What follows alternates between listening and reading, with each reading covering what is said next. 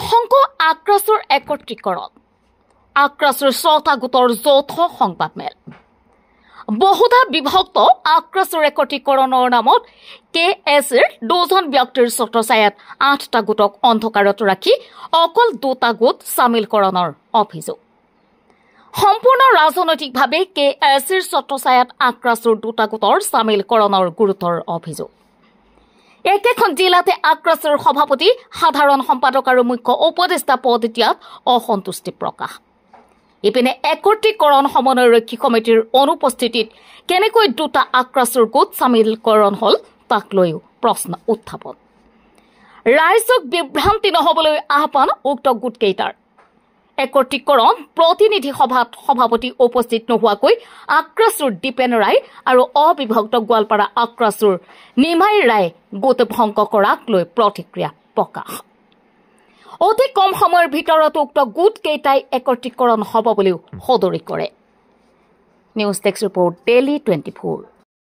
committee তাতে ঘোষণা কৰি হৈছিল ৰাতি ২টা বজাত কমিটি এখন ঘোষণা হৈছিল তাতে প্ৰতিনিধি সভাখন আছিল ২টা বজাত কিন্তু প্ৰতিনিধি সভাখন আৰম্ভ হৈছিল ৰাতি ২টা বজাত আৰু তাতে কোনো প্ৰতিনিধি সভা হোৱা নাছিল মাত্ৰ কেইজনমান মানুহে বহি এটা পেনেল তৈয়াৰ কৰি তাতে ঘোষণা কৰিছিল কিন্তু তেতিয়া য'ত আক্ৰাছৰ কেন্দ্ৰীয় কমিটিখন ঘোষণা কৰিছিল তাতে আক্ৰাছ একত্ৰীকৰণ সমিতিৰ কোনো বিষয়ববীয়া উপস্থিত নাছিল যি বিষয়ববীয়াসকলে ১ বছৰ ধৰি এই প্ৰক্ৰিয়াটো আগবঢ়াই লৈ গৈছিল বহুত কষ্টৰ মাজত কালি সিহঁতক আমি তাতে উপস্থিত হোৱা দেখা নাপালোঁ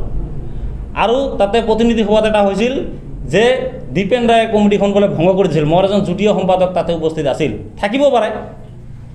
সি কিবা পদৰ লালসতালৈ যাব পাৰে অংশগ্ৰহণ কৰিব পাৰে এজন যুটীয় সাধাৰণ সম্পাদকে একটা এখন কমিটি ভংগ কৰি দিব পাৰে নেকি সভাপতিজনৰ অনুপস্থিত